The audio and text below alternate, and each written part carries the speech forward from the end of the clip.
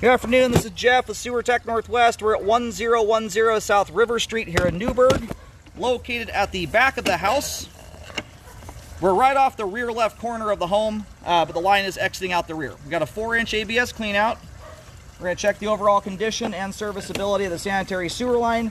Water is running. We're probably going to shut this off here in just a second. We're just coming in here right after a home inspection's finished up. Lots and lots of water's been down this thing. Anyway, just zeroed out there, and off we go. Now, we might have a little bit of standing water there at the beginning, but we have a garden hose right now that's running full bore. I mean, at least 5 gallons a minute. Which will, we just swapped over there. Right as we popped out of some of that standing water, which at least it appeared to be, we transitioned over to PVC. But with that much water dumping into the line right here, you legitimately could, there might not be any belly there at all. We have a lot of water volume dropping in right there. And or this much water volume can exaggerate a belly with a 1/16 of an inch into what looks like an inch or more. So we will have a look at that on the way out when the line is drained. Nice clean line. Flow line is absolutely spiffy clean. That's what it looks like there when you don't put bacon grease and cooking oil down your line. Transition there over to 4-inch 3034 PVC.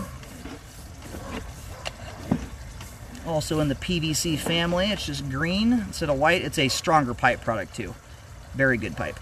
And there's the main there at about, we'll call it 42 feet. We're close enough. So we're going to let the line drain out here while we go locate. Looks like we're heading to the rear alleyway. And then we'll pull back and have a better look at things here in just a moment.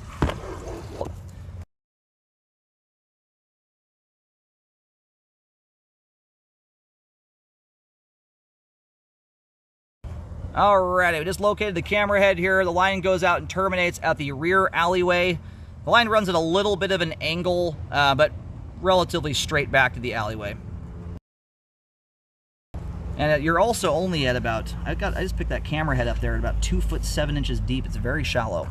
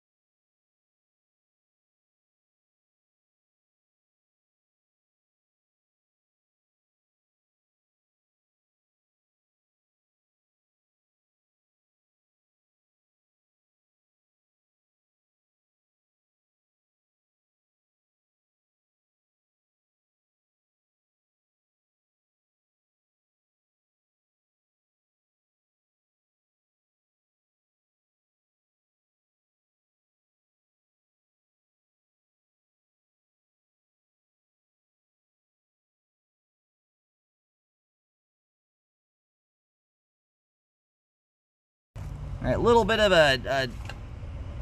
tiny little offset there. That thing is so small my camera doesn't even hardly catch on it. It's like a 1/16 of an inch. And then that little stringy thing at the top of the pipe there, that, as far as I can tell, it's either a cobweb or a piece of human hair, something of that nature. I mean, if it is a root, and granted there is always the chance it could be, that thing is so tiny there is no way to verify it's even a root.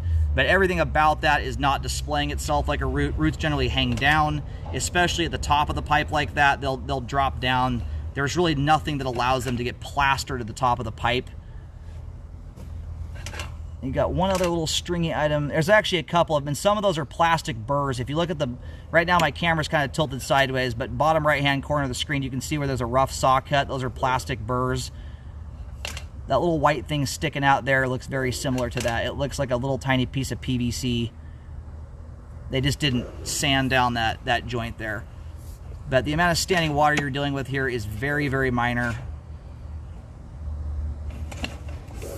Anyway, I will still notate this on the report, but I mean, you can hardly call this even a belly or an offset.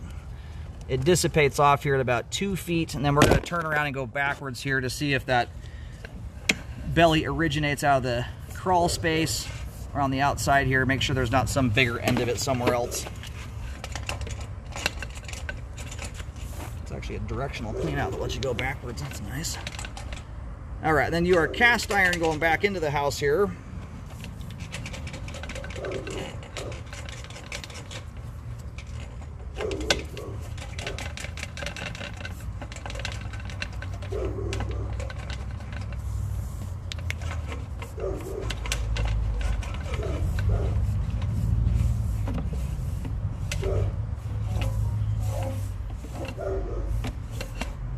At this point, we are back through the foundation wall underneath the home.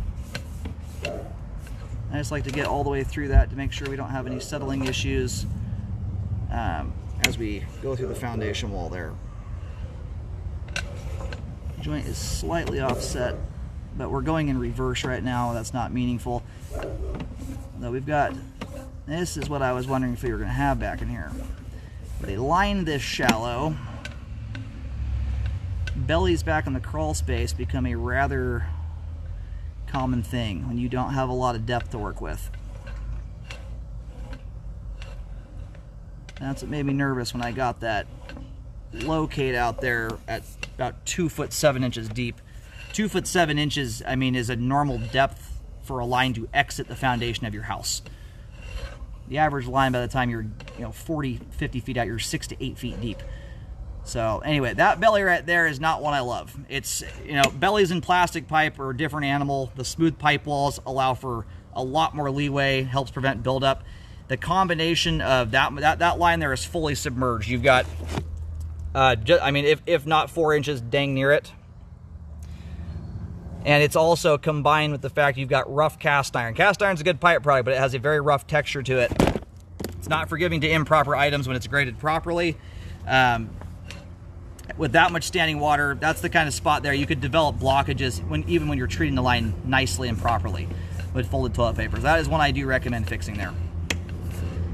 And that's under the house. That's not really a spot I can locate with my setup. That's something the plumber will have to go down there and deal with. But it runs here from about 6 feet. And then where I stop up here, it's hard to get a good view of it because of the standing water.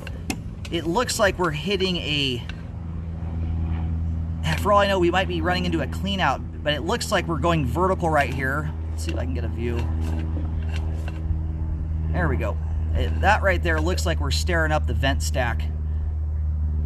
Normally, if that were the base of a toilet, we would see white porcelain. I think what we're looking up there is the vent stack. Anyway, so it goes back to about right about 13 feet. 6 to 13 feet there, you've got the better part of 4 inches of standing water.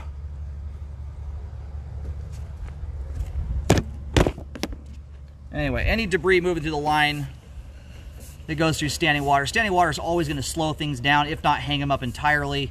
But when you combine that with the rough texture of cast iron, it's a combination I don't love. Bellies that are in plastic pipe with that much standing water are infinitely less concerning. It's that combination of things that makes a big difference in how they handle debris going through the line. I'm also concerned when you get pipes like that, especially old sewer lines that are not fern code. They're not as flexible as something like what you're in right now. When they get torqued to that extent, that sometimes can split pipe joints open. All right, and then this little guy here runs from the clean out to about 2 feet, and you're holding at its worst point maybe 1/4 of an inch. It's more like a 1/16. It might get up to 1/4. Very minor. That's nothing I'd recommend doing a repair on. Bellies that tiny have almost no bearing on functionality. The offset won't hardly have any bearing on flow either. You'd have to abuse this thing pretty effectively to get stuff to hang up there. Anyway, all the exterior pipe here, all of it is intact, albeit some has settled a little bit. Everything looks intact there. Good flow from the clean out to the main. As it relates to the interior pipe, the line is draining slow through there, and I'm mostly referring to solids. Water's moving through there okay. It's the solids that have the hard time getting through all that. So after any repairs are done, I highly recommend you rescope the line to check the work and make sure everything was graded properly. You'd be surprised how many repairs belly out. It's very important to check the work when it's all said and done.